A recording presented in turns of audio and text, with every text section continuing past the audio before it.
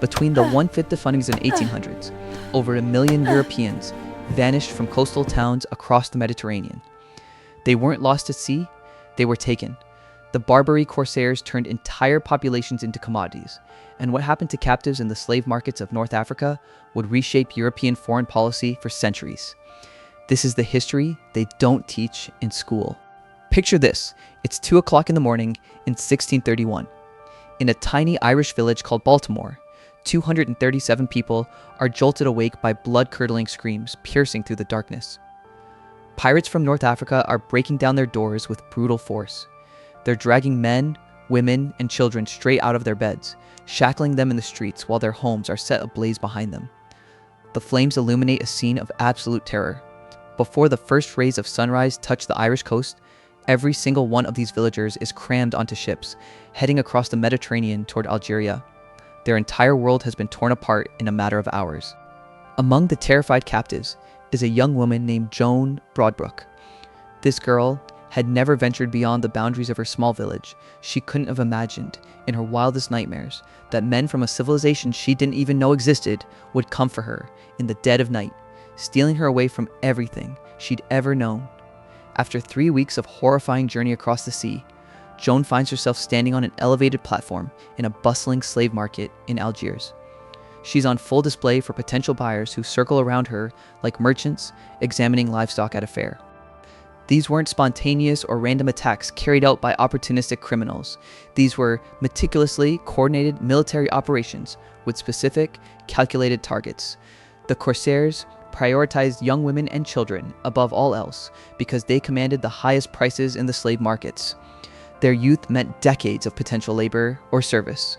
Their vulnerability made them easier to control and break psychologically.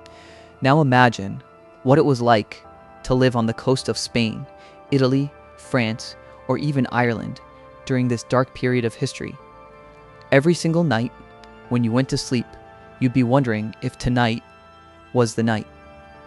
If you'd wake up to the sound of screaming neighbors and splintering wood. If by morning, you'd be in chains, aboard a ship, heading toward a world you couldn't even begin to imagine. This wasn't paranoia or irrational fear.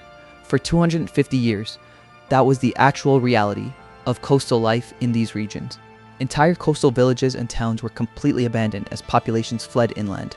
People deliberately moved away from the sea, away from the beaches and harbors that had sustained their families for generations, all to escape the reach of the corsairs. Watchtowers were constructed along every stretch of Mediterranean coastline to spot incoming enemy ships from as far away as possible.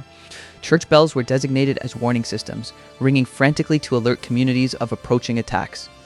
But warnings weren't always enough to save people. The corsairs were intelligent and adaptive. They learned which villages had weak defenses and which times were optimal for attacks. They bribed local criminals and informants for inside information about security measures and patrol schedules. They waited patiently for storms that forced fishing boats to remain in harbor, knowing the fishermen would be trapped and easy targets. Then they would strike with devastating precision. Here's something even more disturbing. Tall renegades actually converted to Islam and joined the corsairs voluntarily.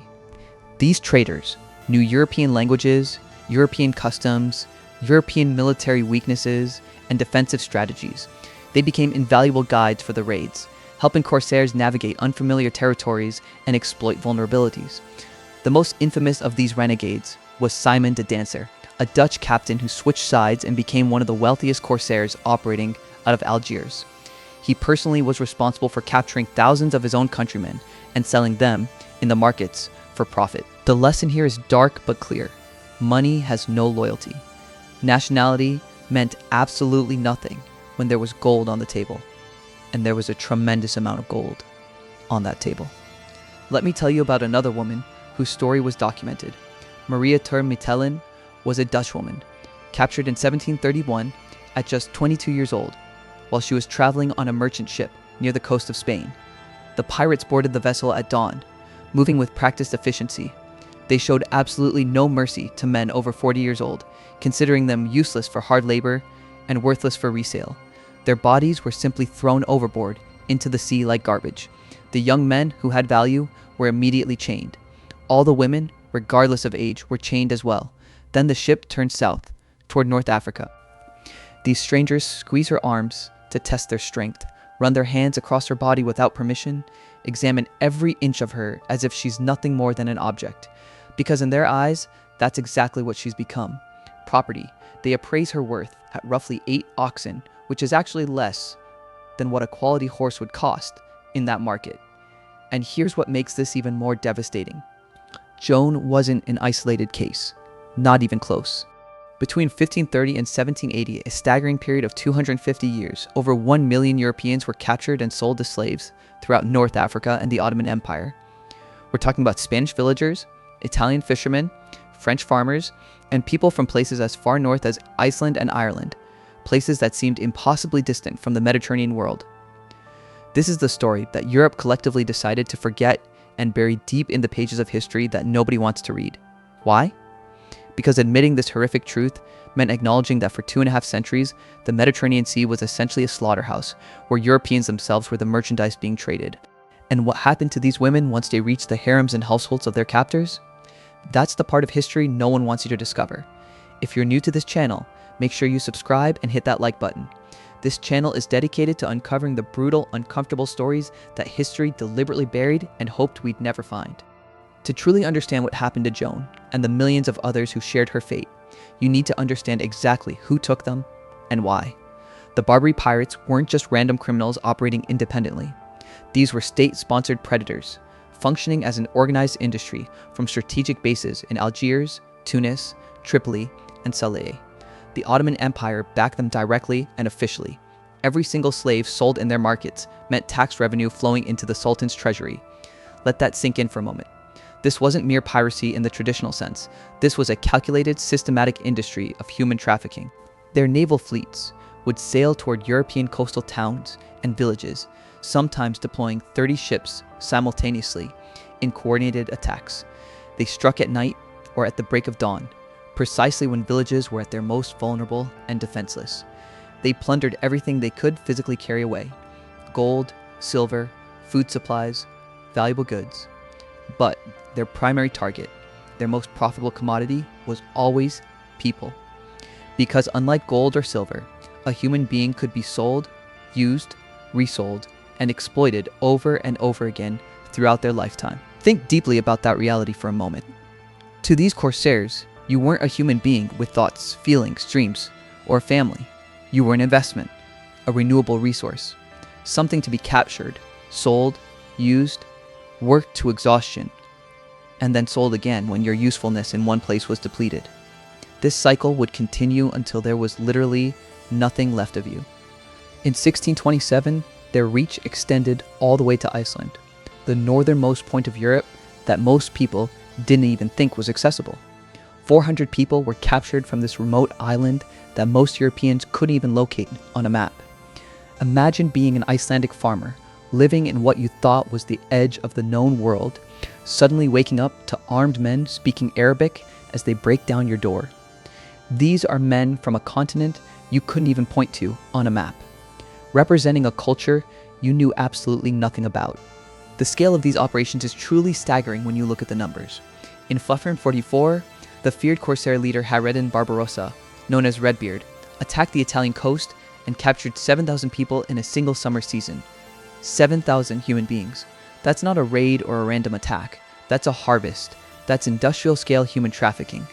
In 1554, corsairs descended upon the Spanish town of Vieste and took 6,000 captives in one night. They literally emptied the entire town of its population under the cover of darkness.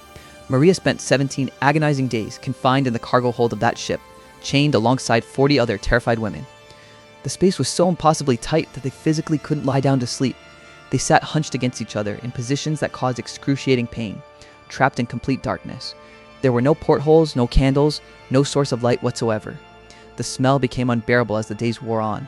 The stench of vomit from seasickness, urine from women who had no access to facilities, and the overwhelming smell of fear itself permeated the air. They had no light, no fresh air to breathe, just the constant sound of the wooden ship creaking as it rode the waves, and the heartbreaking sound of other women crying and praying in languages Maria didn't understand. Some of the women died during the crossing. The conditions were simply too brutal for weaker constitutions to endure. Their bodies would be unchained and dragged up to the deck by the crew. Maria counted 7 distinct splashes as dead bodies were thrown into the Mediterranean Sea during those 17 days. 7 women who would never see land again, never receive a proper burial, never have their families know what happened to them. One woman chained right next to Maria stopped eating entirely on the 3rd day. She refused all food on the 5th day, and water as well. By the 8th day, she had died. Maria had to sit there chained to that woman's corpse for hours and hours before the slavers finally noticed and came to remove the body. Imagine that psychological torture.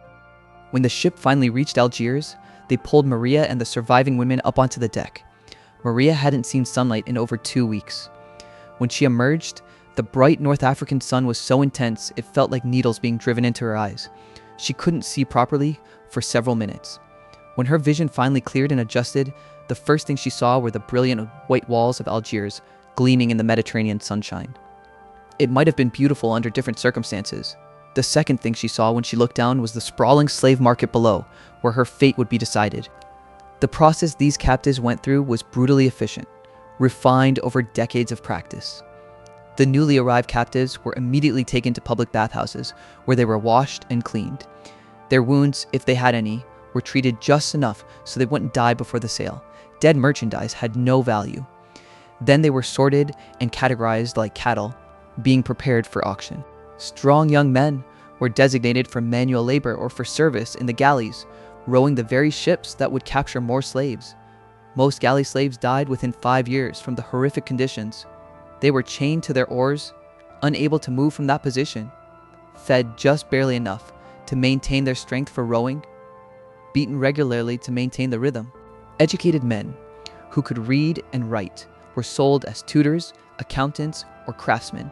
They were considered more valuable and were generally treated better than manual laborers, but they were still property with no rights whatsoever.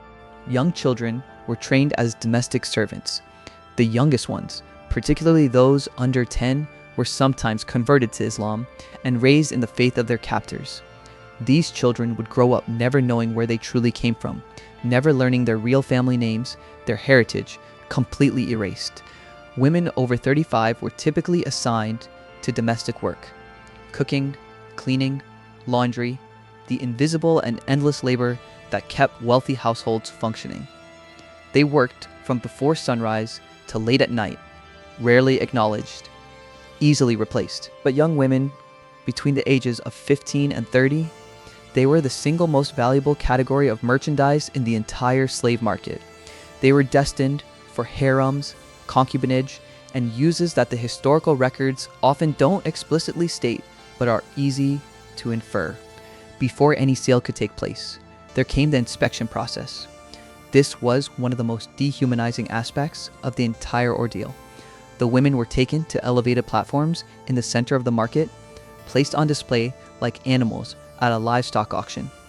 Potential buyers would walk in circles around them, examining every aspect of their physical appearance and condition. They squeezed the women's arms and legs to check for muscle tone and strength.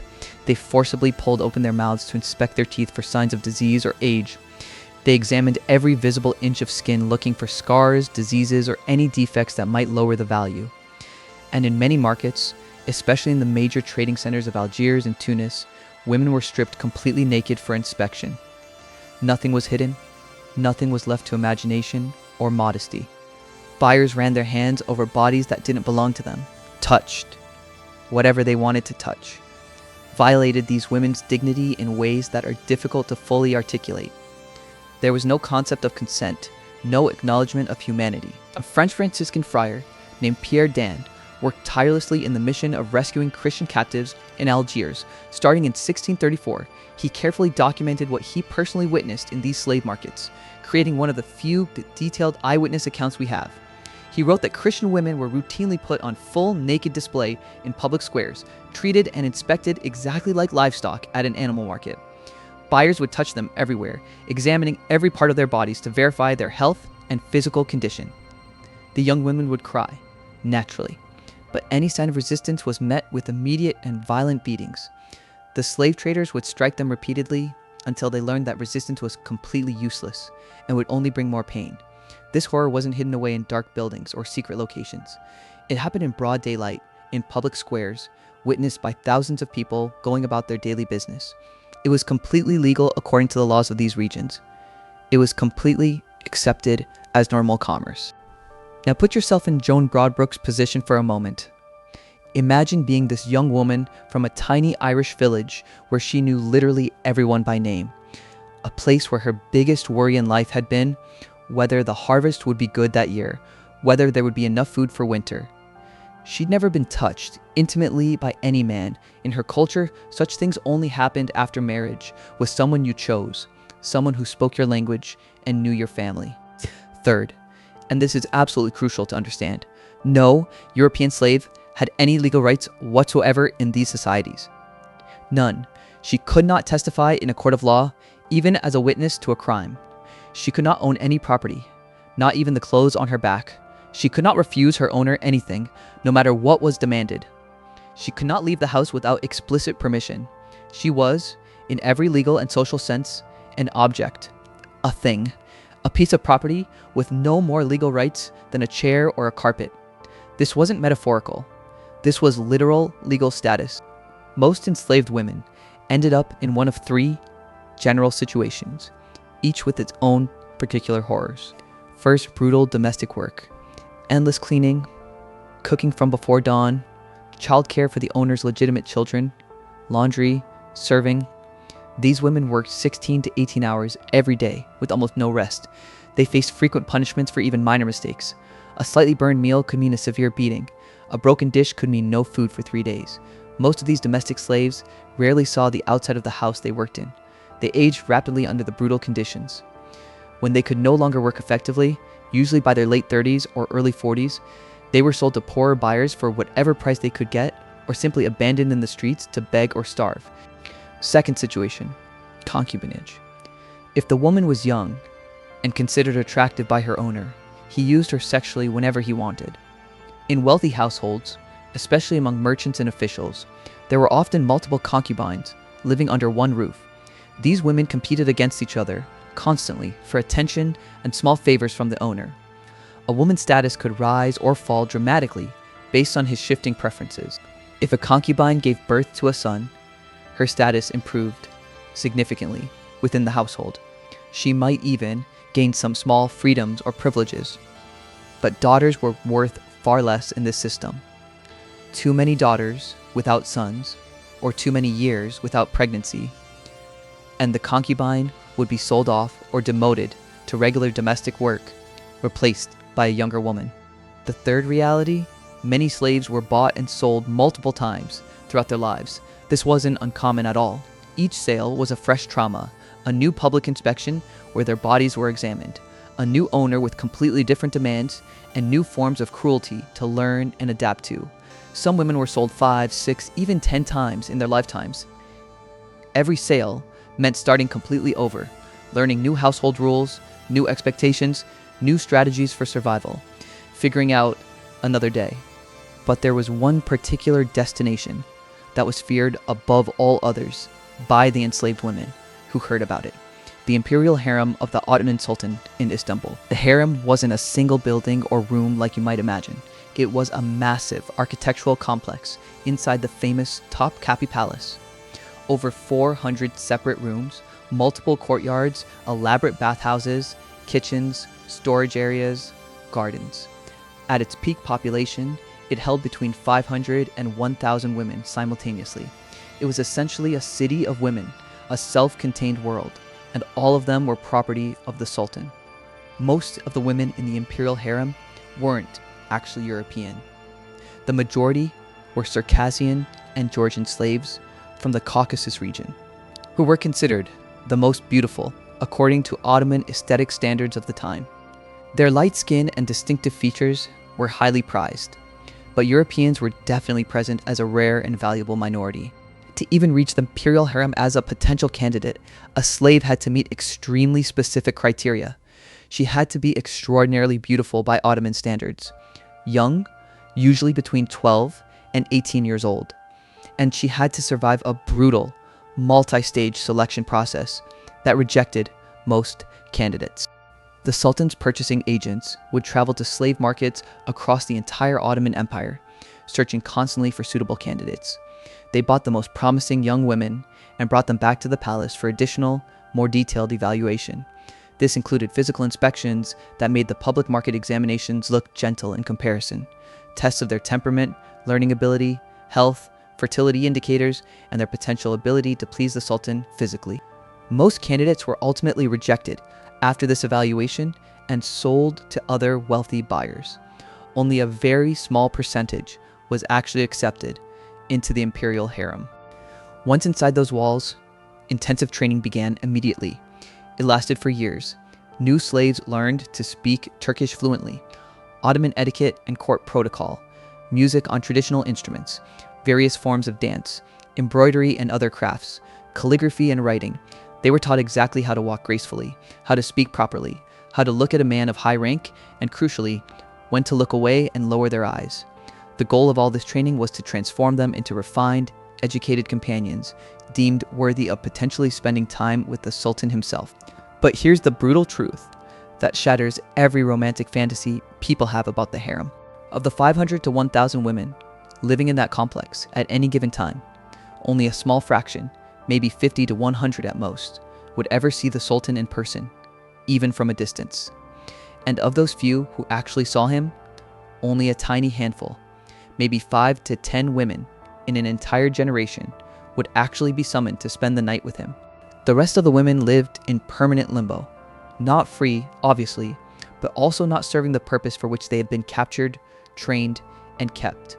They spent years, sometimes entire decades, waiting for a summons that would never come. Growing older within gilded rooms, watching their youth and beauty fade year by year, knowing with growing certainty that with each passing year, their chances of ever being noticed decreased towards zero.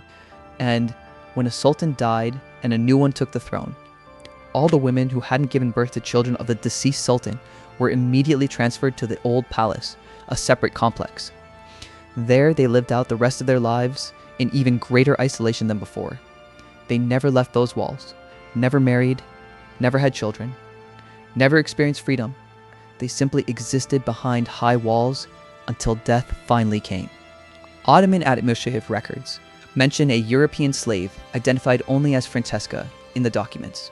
She entered the imperial harem in 1650 at 15 years old. She died there in 1702 at the age of 67. That's 52 years inside those walls. She never saw the sultan, not even once in over 5 decades. She never left the palace complex. Her only function for 52 years was serving women who ranked higher than her in the hierarchy. When she finally died, she was buried in a cemetery specifically designated for palace slaves. There was no name on her grave marker, only a number. The administrative records listed her as slave number 88 80 Stokodor. Yes, nah, don't make the sound. That was the reality of the imperial harem. Not power and luxury and influence, like the story suggests. It was a gilded prison where thousands of women disappeared from history without leaving any trace, except a number in an administrative ledger. So why did Europe allow this nightmare to continue for 250 years? Why didn't they stop it? The answer is shameful when you examine it. Europe during this period was divided and militarily weak. The continent was consuming itself with religious wars between Catholics and Protestants that drained every resource. Different European states didn't cooperate to face the Corsair threat because they were too busy fighting each other over doctrinal differences and political control. Some European states, especially powerful Venice and France, had extremely profitable trade agreements with the Ottoman Empire. They didn't want to risk those lucrative commercial relationships over what they considered just some captured peasants and fishermen. The lives of common people weren't worth threatening trade revenues. And shockingly, some Europeans actually profited directly from this system. The renegades who converted served as corsairs and became wealthy from the slave trade. European merchants traded goods with North Africa, regardless of where those goods originally came from or how they were obtained. Ransoming captives became its own profitable industry, with intermediaries taking cuts. But the ransom system was extremely slow, bureaucratic, and heavily favored the wealthy. A rich merchant's daughter might be ransomed and freed within a year. if her family could pay immediately. A poor fisherman's wife might wait forever for a ransom that would never be raised. Most captives waited forever. Maria ter Metselen, the Dutch woman I mentioned earlier, was actually one of the extremely lucky ones. After enduring 8 years in captivity, her family sold absolutely everything they owned to raise the ransom money, 200 Dutch florins, which was an enormous fortune for a working class family. She was finally freed in 1739 and returned to Holland. But when Maria arrived home, she discovered something devastating. Her fiancé, who had promised to wait for her, had married another woman years earlier. Her mother had died of grief 2 years after Maria's capture, unable to bear the pain. Her father was financially ruined from the effort of raising the ransom money. And perhaps worst of all, her community rejected her completely. They saw her as contaminated, dishonored, ruined. No respectable man wanted to marry a woman who had been a slave. The assumptions about what had happened to her during those 8 years, whether true or not, marked her forever in their eyes. She was damaged goods. Maria lived the rest of her life alone, working as a seamstress to support herself. In her personal diary, which is preserved in Dutch archives to this day, she wrote something heartbreaking, that she would have preferred to die in captivity than return to this life. At least in captivity, her shame was private, known only to her. Here at home, it was public and eternal. The situation only truly changed in the 19th century. France, having become a major military power, began systematically bombing corsair bases along the North African coast. In 1830, they launched a full military invasion of Algeria and ended the slave system for good, through force. But by that time, over 1 million people had been captured over the centuries. The vast majority of them never returned home. Most died in captivity, some converted and assimilated. Others simply disappeared from all records. Joan Broadbrook herself spent decades in captivity. When she was finally freed through a ransom late in her life, she tried desperately to return to Ireland, to go home. But when she arrived, Baltimore was effectively gone. The village had been abandoned after the raid. Her home, her old life, her family members, all of it had been erased by time. The family members who remained in Ireland after the raid never knew for certain what happened to Joan. For decades, her name was read aloud in Baltimore's church during weekly prayers for the captives. Every Sunday without fail, her name was spoken. Every Sunday, there was no answer, no news. Eventually, after many years, they stopped reading her name. She was forgotten, assumed dead. This isn't just the story of Joan, or Maria, or Francesca, or any single woman. This is the story of over 1 million European men, women, and children, whose lives were stolen by a systematic, organized system of human trafficking that operated openly and legally for centuries. The coasts of Ireland still remember the night of 1631 in their local histories and folklore. The archives of Istanbul still hold the names and numbers of thousands of slaves in their administrative records. And now, you remember this story too. You can't forget it. Every civilization, every culture, every empire in history has dark chapters like this one. Stories deliberately buried, waiting to be told, waiting for someone to care enough to uncover them. Which culture or civilization should we explore next? Let me know in the comments below.